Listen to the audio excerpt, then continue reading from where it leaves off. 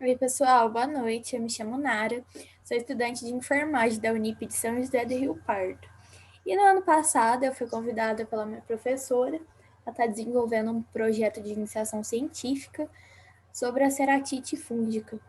Bom, ela me apresentou vários temas e esse me chamou muito a minha atenção, porque eu moro na roça a vida inteira, meus pais trabalham com café e eu nunca tinha visto falar sobre isso.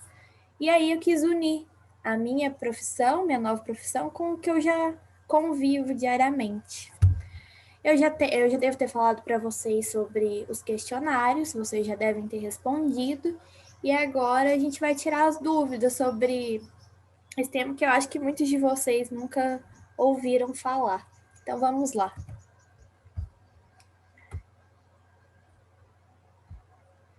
Bom, durante a colheita manual, o trabalhador rural está exposto a sofrer um acidente de trabalho com a vara do café, atingindo as estruturas oculares e disseminando a ceratite fúngica através da penetração e contaminação ocular do Fusarium solane. Os traumas oculares são importantes causas de cegueira, que são frequentemente subrelatados em unidades de saúde. A ceratite fúngica é um problema oftalmológico e importante em várias partes do mundo. Muitos casos podem progredir para uma infecção fulminante e alguns pacientes tornam-se cegos a despeito do tratamento agressivo. A sua prevalência é maior nas regiões de clima quente e geralmente está associado com traumatismo. Apesar do progresso no diagnóstico e tratamento, a ceratite fúngica continua sendo um desafio para os oftalmologistas. Como a ceratite é um fungo, eu vou estar explicando para vocês o que é o fungo para vocês levarem esse conhecimento. Os fungos são uma forma de vida simples, que pertence ao reino fungi. Eles não são nem animais e nem vegetais, embora por muito tempo tenham sido confundidos com plantas. Aos que prejudicam o ser humano, mas também tem aqueles que são comestíveis, como os cogumelos, é, dentre vários outros. Alguns produzem substâncias bactericidas capazes de matar bactérias. Dessa substância se fabrica o antibiótico, como a penicilina. A penicilina, por esse nome, vocês não devem conhecer, mas ela com ela que é feito o bezetacil. Acho que todo mundo já tomou uma vez na vida. E hoje em dia ele tem sido um dos mais eficazes por conta das pessoas terem o corpo ter acostumado com os outros tipos de antibiótico e a penicilina ter caído de uso. Hoje em dia ela está sendo uma das que mais funciona e é feita com fungo. Bom, a ceratite fúngica é encontrada principalmente na população rural, onde trabalhadores estão expostos a traumatismo corneano com a matéria orgânica contendo fungos. O Fusarium solane é o principal agente causador da ceratite fúngica em regiões de clima quente, enquanto em clima frio predominam as leveduras, sendo a Cândida albicans a mais frequente. Bom, gente, aqui a gente está falando da ceratite fúngica especificamente no café, mas tem outros tipos de ceratite, inclusive em Casa Branca, que tem produção de laranja, que é encontrado no pé de laranja. É outro fungo, mas que causa a mesma doença. Então, são vários tipos que tem. Como ocorre a contaminação? O fungo Fusarium solane é muito encontrado no solo e sobrevive em meios de cultura, dificultando seu controle. Quando um trabalhador se acidenta com um trauma ocular ocasionado pela vara do café, o fungo se implanta na córnea, causando reações inflamatórias. Então, gente, quando o trabalhador vai e sofre o trauma, esse fungo ele vai começar a crescer na córnea. Então, a pessoa vai perdendo a visão aos poucos, vai sentir um ardor, e aí para evitar que isso se agrave, é importante que a pessoa já vá para uma unidade de saúde, que já faça os exames e o tratamento o mais rápido possível. Aqui a gente está vendo um olho normal, sem nada, e aqui esse olho vermelho quando a pessoa sofre o trauma no dia. Ele vai ficar avermelhado, vai sentir dor, vai ser horrível.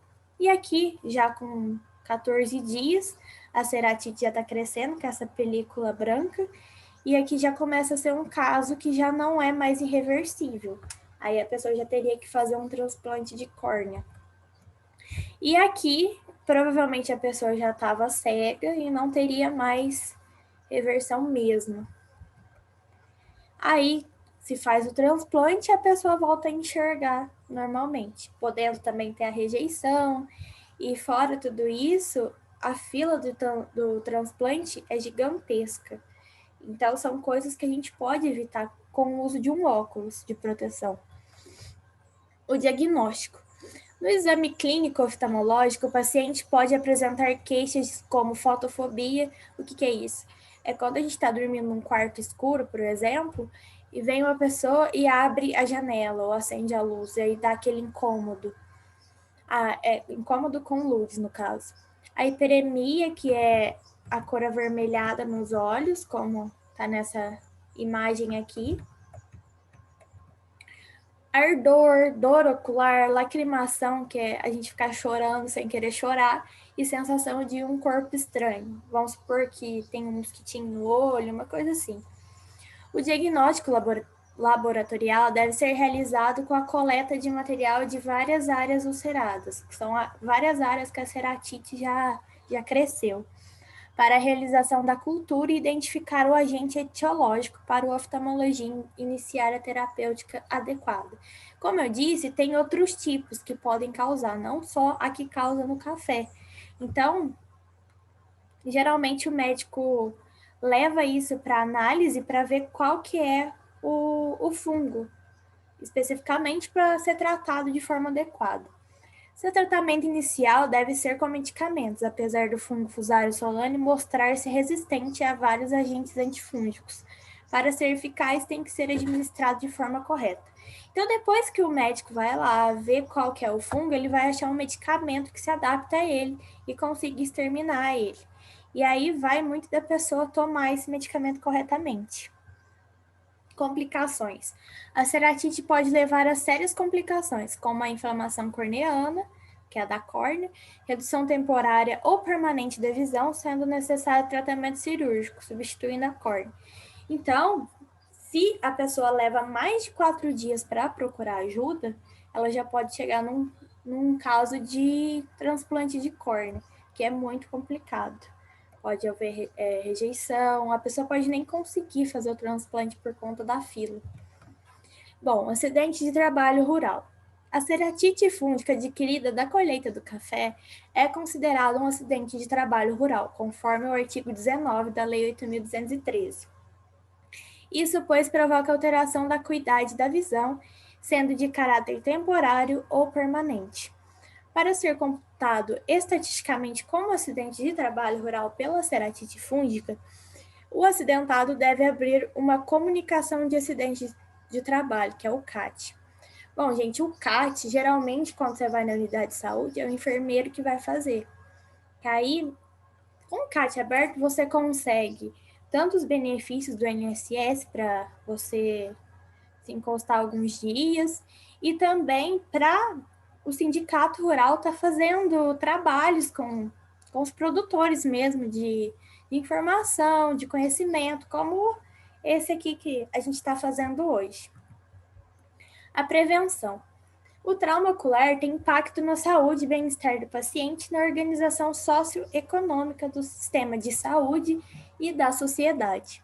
Ainda que de gravidade variável e prevenível com equipamento adequado para cada atividade, a OMS estima que a cada ano cerca de 55 milhões de traumatismos oculares são responsáveis pela perda de dias de trabalho. Então, gente, além da gente ter que sofrer uma dor, correr o risco até de ficar cego, a pessoa ainda vai, vamos supor, que não seja num caso tão grave, a pessoa ainda vai ter que ficar uns dias em casa, porque acaba não tendo a visão 100%, que seria uma coisa evitável. Bom, verifica-se que a maioria das ocorrências não houve utilização de EPI, fornecidos pelo empregador. Isso inclui luvas, mangotes de pano, óculos, toucas árabes ou chapéu. Mas a ceratite é evitada só com o uso do óculos, mas isso não descarta o uso dos outros EPIs, que protegem o trabalhador de outras diversas coisas. A disponibilidade de equipamentos de proteção adequados e a fiscalização do seu uso aparentam ser fatores relevantes na prevenção do trauma ocular. Então, não basta só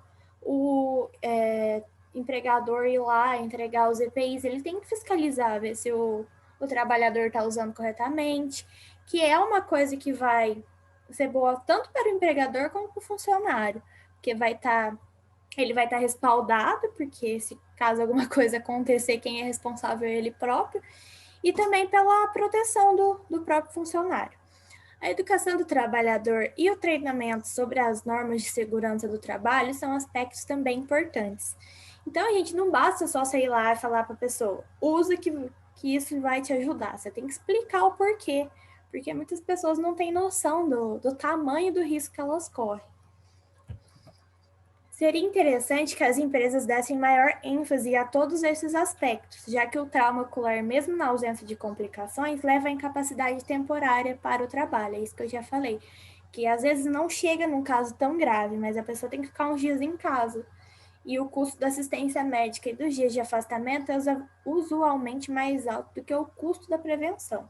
Então, é muito mais barato, sei lá, e comprar um EPI do que ter que cuidar e tratar de uma doença dessas futuramente. A segurança do trabalhador requer supervisão do ambiente de trabalho e treinamento para verificar a adaptação dos funcionários e conscientizar sobre a importância dos equipamentos de segurança. E aqui, gente, está as referências que a gente usou para montar essa aula. E muito obrigada a todos que ficaram até aqui, que prestaram atenção, que se disponibilizaram a doar esse tempinho para a gente. É muito importante a participação de vocês. E muito obrigada mesmo, do fundo do meu coração. E é isso. Boa noite.